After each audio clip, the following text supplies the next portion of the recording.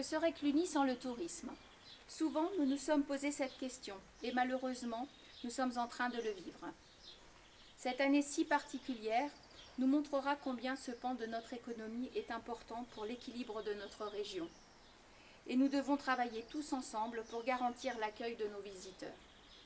Le vœu de notre équipe est d'engager une véritable collaboration entre les différents acteurs du tourisme. Le Centre des Monuments Nationaux, l'Office de tourisme, Equivalé Haras National, la Fédération européenne des sites clunisiens, le Centre d'études clunisiennes, mais également les professionnels du tourisme. Tous ensemble, nous devons œuvrer pour que Cluny et le Clunisois soient une destination agréable pour nos visiteurs, mais également en garantissant le bien-être de nos habitants. La crise que nous vivons a plongé le tourisme dans un profond marasme, puisque les acteurs de notre secteur sont aujourd'hui pour certains à l'arrêt, et cela pour une période très longue.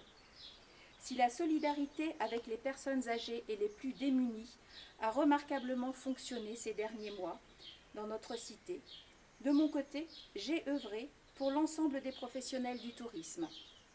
J'ai créé un groupe sur les réseaux sociaux nommé Covid-19 pour la survie des indépendants du tourisme. Bien que non soutenu par les élus locaux, notre groupe a réussi à mobiliser à l'échelon national plus de 8000 signatures d'une lettre adressée au gouvernement. Aujourd'hui, je suis fière de pouvoir dire que les acteurs du tourisme sont enfin tous considérés de la même manière par le gouvernement. Les indépendants du tourisme sont soudés pour réfléchir à ce que pourrait devenir le tourisme de demain. Et croyez bien qu'une région comme la nôtre y tient toute sa place. Un endroit où l'on trouve un patrimoine exceptionnel, un terroir avec de si bons produits, des possibilités extraordinaires pour développer le tourisme vert, et tout cela très proche de très grandes villes.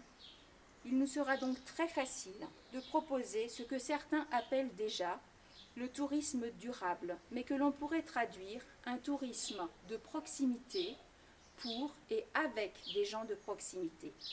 Il ne faut pas non plus oublier nos visiteurs plus lointains, qui arrivent de l'étranger ou de régions plus éloignées et qui sont friands de notre région. Ceux que le projet UNESCO porté par la Fédération européenne des sites clunisiens va attirer. Ce projet de longue haleine doit être accompagné par la municipalité. La ville devra se préparer à accueillir dans un futur proche le flux de visiteurs attirés par un tel label. Les hébergements, les restaurateurs, les circuits de visite, le centre-ville devront être adaptés à accueillir ces nouveaux visiteurs. C'est dès à présent que nous devons nous y préparer.